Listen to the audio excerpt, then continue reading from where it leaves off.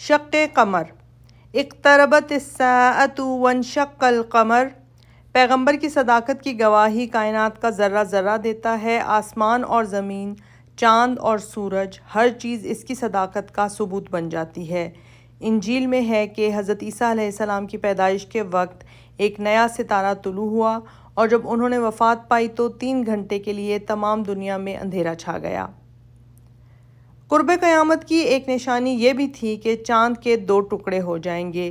یہ نشانی حضرت صلی اللہ علیہ وآلہ وسلم کے دست مبارک پر پوری اتری، اور قرآن نے کہا اقتربت الساعۃ وانشق القمر وإن يروا آیۃ یعرضوا ویقولوا سحر مستمر۔ قیامت نزدیک آ گئی اور چاند شک ہو گیا۔ اگر کافر کوئی سا بھی نشان دیکھیں تو اس سے اعراض ہی کریں اور کہیں کہ یہ تو جادو ہے جو صدا سے ہوتا آیا ہے۔ بعض عقل پرست مسلمانوں نے قرب قیامت کی مناسبت سے یہ تاویل کی ہے کہ اس آیت سے حضرت صلی اللہ علیہ وآلہ وسلم کے عہد میں شق قمر کا ثبوت نہیں ہوتا، بلکہ قیامت کے واقعے کا ذکر ہے۔ لیکن اس حالت میں اول تو بے قرینہ ماضی یعنی چاند پھٹ گیا کو مستقبل یعنی چاند پھٹ جائے گا کے معنی میں لینا پڑے گا۔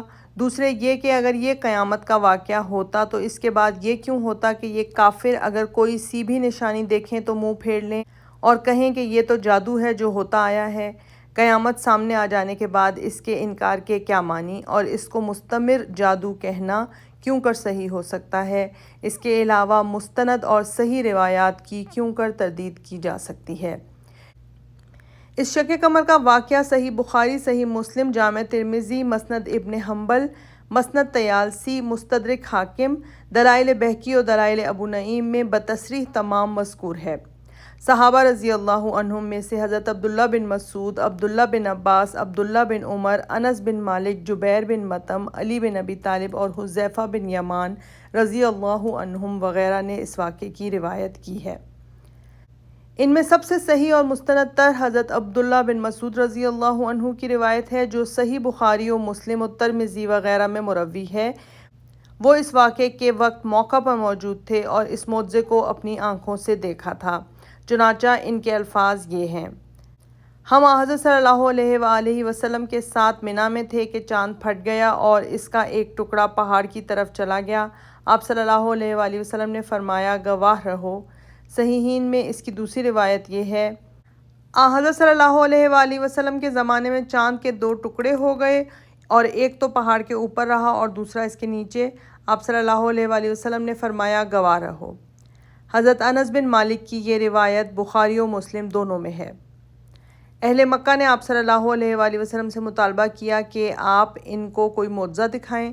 آپ صلی اللہ علیہ وآلہ وسلم نے ان کو چاند کے ٹکڑے دکھائے، ایک ٹکڑا ہرا کے اس طرف تھا اور دوسرا اس طرف۔ صحیح مسلم میں ہے اہل مکہ نے حضرت صلی اللہ علیہ وآلہ وسلم سے کوئی نشانی طلب کی تو آپ نے چاند کو 2 ٹکڑے ہونے کو دکھایا۔ جامع ترمذی میں ان کی روایت کے الفاظ یہ ہیں: اہل مکہ نے حضرت صلی اللہ علیہ وآلہ وسلم سے کوئی نشانی طلب کی تو چاند مکہ میں 2 ٹکڑے ہو گیا۔ اس پر یہ آیت اتری: قیامت آ گئی اور چاند پھٹ گیا۔ جامع ترمذی، تفسیر سورہ قمر اور مسند ابن حنبل میں جبیر بن مطعم رضی اللہ عنہ کی جو روایت ہے، اس میں ہے کہ اس معجزے کو دیکھ کر کفار نے کہا کہ محمد نے ہم پر جادو کر دیا ہے۔ دوسروں نے کہا کہ اگر ہم پر جادو کر دیا ہے تو تمام آدمیوں پر تو وہ جادو نہیں کر سکتے۔ مسند ابو داؤد، طیالسی اور بہقی میں ہے کہ انہوں نے کہا کہ محمد تمام دنیا پر تو جادو نہیں کر سکتے، مسافروں کو اور مقامات سے آنے دو، دیکھو وہ کیا کہتے ہیں۔ چنانچہ جب ادھر ادھر سے مسافر آئے اور ان سے پوچھا گیا تو انہوں نے بھی اپنا یہی مشاہدہ بیان کیا۔ بہرحال یہ معجزہ رات کے وقت مکہ میں بمقام منا واقع ہوا۔ عقلی حیثیت سے یہ معجزہ زمانہ قدیم سے معرکۃ الآراء آ رہا ہے۔ علماء متکلمین نے فلسفہ قدیم کے اصول پر اس میں خوب موشگافیاں کی ہیں۔ مثلاً فلسفہ قدیم کا یہ اعتقاد تھا کہ اجرام فلکی میں خرق و اطیام اور شکست و ریخت محال ہے، اس لیے شق قمر بھی ناممکن ہے۔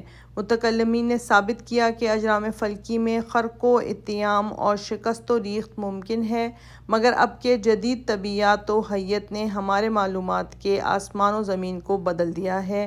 یہ مباحث بے سود اور بیکار ہیں۔ اب تو ہر روز نئے نئے ستاروں کے شکست و ریخت اور تصادم کے حادثے سنے جا رہے ہیں، اور حیت جدید اور علم تکوین میں تو سورج اور زمین اور ستاروں کے آغاز افرینش کی داستان ہی اس باب سے شروع ہوتی ہے۔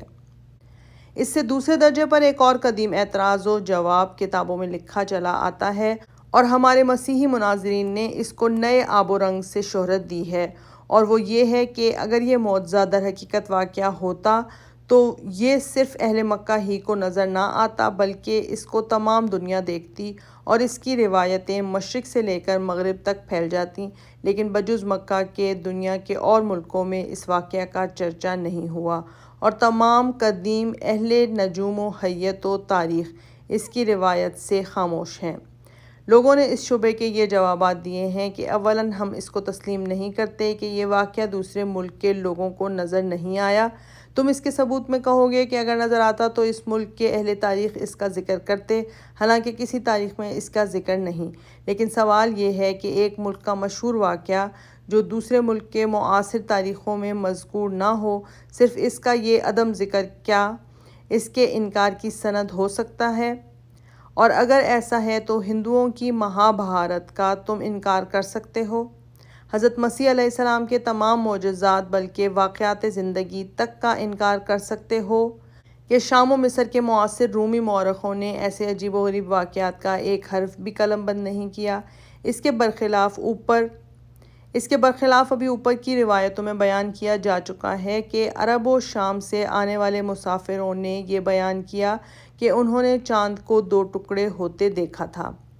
فلکی حیثیت سے جو اعتراض کیا جاتا ہے کہ اہل حیت جو اجرام فلکی کے ایک ایک واقعے کو قلم بند کرتے آئے ہیں، انہوں نے اس واقعے کا ذکر نہیں کیا ہے، تو اس کا جواب یہ ہے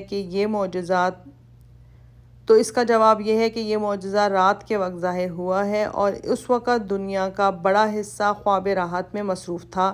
جو لوگ بیدار بھی ہوں گے وہ اپنے دوسرے مشاغل میں مصروف ہوں گے، اور جنہوں نے دیکھا بھی ہوگا ان میں کتنا بڑا حصہ ان کا ہوگا جو اپنے مشاہدات کو تحریری صورت لانے پر قادر نہ تھے، یعنی ناخواندہ تھے، اور اگر ان میں چند لکھے پڑھے ارباب حیت اور اصحاب تاریخ تھے تو ضروری نہیں کہ انہوں نے اپنے اس مشاہدے کا تذکرہ بھی کیا ہو، یا تذکرہ کیا ہو تو ان کی یادداشت مثل دوسری سینکڑوں علمی یادداشتوں کے ضائع ہو گئی ہو۔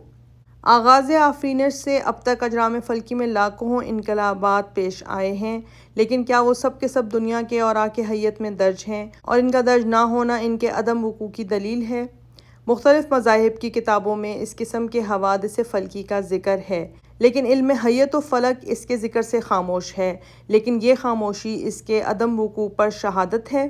خود تمہاری انجیل میں ہے کہ حضرت عیسیٰ علیہ السلام کی پیدائش کے وقت ایک ستارہ نبوت طلوع ہوا جس کو یورپ کے لوگوں نے دیکھا۔ پھر انجیل میں یہ بھی مذکور ہے کہ حضرت عیسیٰ علیہ السلام کو سولی دی گئی تو تمام دنیا دفعتاً تاریک ہو گئی، لیکن کیا حیت و افلاک کی کتابوں میں اس انقلاب سماوی کا تذکرہ موجود ہے؟